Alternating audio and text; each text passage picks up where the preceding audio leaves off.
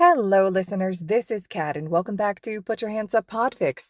This will be the continuation of Sometimes All It Takes to See Is to Look. This will be part 14, chapter 14, entitled A Mother's Love.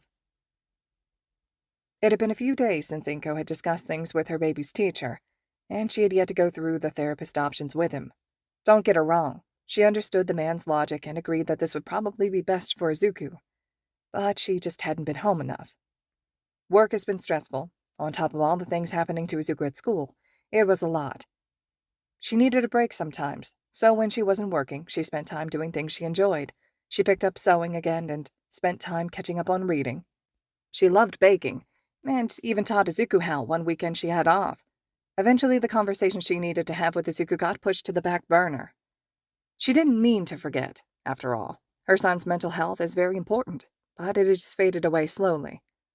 She ended up spending the little time she had between when she got home from work and when she went to sleep taking care of her precious baby in other, less unfamiliar ways. Cooking dinner with him, letting him talk about his day. And he was so considerate about it, talking about friends and what he was learning in math rather than those godforsaken hero things that he knew upset her. These things were easy and comfortable for her, and she was sure Izuku appreciated it too. That was until Izuku was the one who brought it up. "Mom," her son called as he entered the kitchen. Inko was preparing dinner for them before she left for a night shift. "Yes, sweetheart." Izuku fidgeted with his hands and, oh no, that wouldn't do. Inko set down the spoon she was holding and walked over to her baby, grabbing his hand softly and smoothing over scarred palms. "What's the matter?" "Well," Izuku bit his lip in consideration. "Aizawa-sensei said that he would, talk to you about me getting therapy." Inko felt her heart drop. Had she really forgotten? "Oh, of course, honey. Let's get that done right away." She released her son and began fretting around the room, trying to find where she'd stashed the papers. Izuku had moved from the entryway, and he watched her hesitantly for a moment before joining the search. "Mom."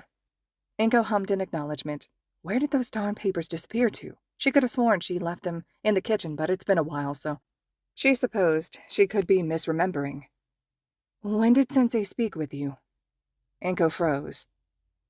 "Because he, talked to me about it last week." Inko resumed her search. "Well, Izuku, I've just been very busy lately with work, so I haven't had enough time to discuss this with you." The papers were stuffed in a cabinet next to some lesser-used dishes. She wonders how they got there. "But, Mom..." Inko turns to face her son, who has returned to fidgeting. "You had the whole weekend off." She's not sure if she's only imagining the accusation in his tone. Inko clicks her tongue. If this attitude keeps up, maybe she should pull him from UA. "We were busy then, too." Inko remembers clearly. Her son comes home with an expectant, what was he expecting, look on his face, and Inko dismisses the look in favor of teaching her baby one of her favorite things. He did look like he was having fun after all, so whatever it was probably wasn't important. "Only because you..." Izuku takes a deep breath. Only then does she realize his voice was beginning to pitch. A small frown paints her features. "What, Izuku?" "Because you made it busy. I was trying to talk to you all day, but you wouldn't listen. It was fun, but I..." He stops himself again to wipe his eyes. Inko raises her free hand in an attempt to comfort, but lowers it once Izuku meets her eyes again. "Sensei said that heroes need help sometimes, too. I think I need help, Mom." His arms come up to wrap around his torso. Inko recognizes this as something her little boy does when he's distressed. When she asked about school back before UA, when the bruises just barely peeked out of his collar, was when she'd seen it the most. The papers crinkle in her grip before she drops them in favor of wrapping her arms around her baby. "Oh, honey." And she hugs him tight.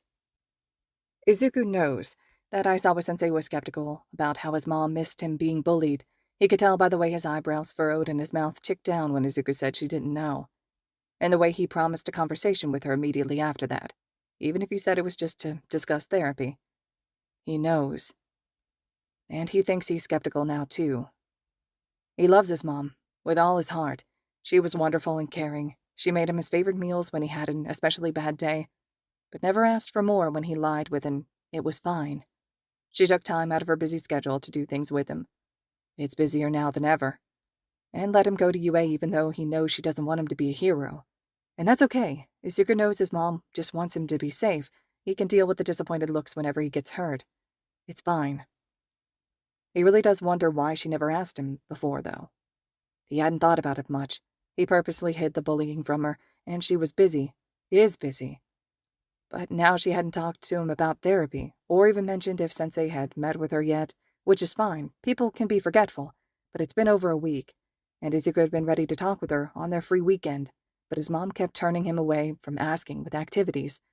It wasn't on purpose. It couldn't be on purpose. But it was frustrating. School was on its way to being better than ever. His friends and teacher knew about his past, and it changed nothing. Kachan wasn't in his class anymore, which he's not sure if he's happy about, but it does feel less stressful, less nerve-wracking to not walk into class every day to a sneer and not knowing if he's going to be hurt or not. Monoma is difficult, sure, but already leagues better than the other blonde. He digresses. School is on the mend, and home is all he has to worry about. Not that he's worried, but he would like to stop thinking about when will his mom talk to him about it every time he sees her. So he brought it up himself, and it feels like his fears were not totally illogical. His mom completely avoided the question and was now hugging him instead of answering said question. He loves his mom, and her hugs are the best, but he needs to know. Aizawa-sensei is not the type of person to waste time, so he knows that assuming they met promptly is realistic. He also knows that, even though he requested it, the bullying probably couldn't have been kept out of the conversation. He knows his mom, and knows that she would have demanded to know why Izuku needed therapy. It's just who she is. But it begs the question of, why hasn't she mentioned it? Mom. Izuku gently pulls away from her. He's getting so tall now, standing a few inches above her in height. She almost starts crying when she thinks back to how little her baby had been just a few years ago. Yes, let's get this therapist thing worked out. She waved her hands placatingly, picking up the dropped papers and headed towards the table. Then we can get on with dinner. Sound good, baby? Izuku doesn't answer, but follows her to the table, and they sit side by side. Inko doesn't know much about picking a therapist, but Aizawa had told her about the bullying and its effects, so she assumes that she should pick one who specializes in child bullying. A few minutes of discussion later, and a UA-approved therapist is picked out and called, a first appointment set up, and all fees directed to UA. Now that that's over, they can get on with dinner, so Inko re-busies herself with food preparation, chopping vegetables and checking on the rice. It's all going well. After a few minutes of quiet, she assumed Izuku had gone to work on homework in his room, and was startled when he spoke up again. Mom! His voice is insistent, and so very unlike what she is used to, so it garners her full attention once again. When she turns to look at him, the expression on his face is so very strange. Izuku? Her son takes a deep breath and lets it out slowly before speaking. Did you know about the bullying? Inko wrings her hands together. No, she wants to say. Because it's true, she didn't know. For sure. But from the look on her baby's face, that might be the wrong answer. She settles for an in-between. I'd hoped, Inko began, that it wasn't what I thought. Izuku's shoulders fell slightly, and it was only then that she realized he had been tense. What do you mean? Inko wrings her hands together as she thinks it through. She saw bruises, sometimes. Often. Too much. But Izuku never brought it up. She didn't want to push, didn't want to see, and risk their relationship. So she had hoped it wasn't bad. She had hoped it was just clumsiness or boys roughhousing or accidents. She hoped, but deep inside she knew. I noticed how quiet you were about school. Inko smiled softly in remembrance. You used to get so excited. You would come home chatting my ear off about your classmates or the work you did. Inko laughed slightly. It was only over time that you stopped. A slow enough change that I didn't notice until later. Izuku looks at the floor. I didn't want to worry you. Don't want to worry you, but I think... He looks at her with steel in his eyes. I think that I wanted you to notice, sometimes. He turns away from her. When it got bad, I wanted you to help, I think. But how could you have, without me telling you? Inko sniffs as she feels tears begin to pool in her eyes. Oh, baby, Izuku, I didn't mean to not help you. I'll always be here for you, sweetheart. You can always talk to me. She walks closer to him and wraps Izuku in her arms. I only worry because I love you. He hugs her back this time. She pulls back to look at him. Her Izuku, his eyes are wet with tears not yet fallen, puffy from before. You want to help me finish dinner? Inko asks him, grateful for the conversation, a chance to clear the air and connect with her son. Yet she's equally glad it's over. Izuku nods, and she turns around to busy herself, just missing Izuku taking a breath, holding it and letting it out, eyes shut as he wills the tears away. All right, listeners, this concludes Chapter 14 of Sometimes All It Takes to See Is to Look.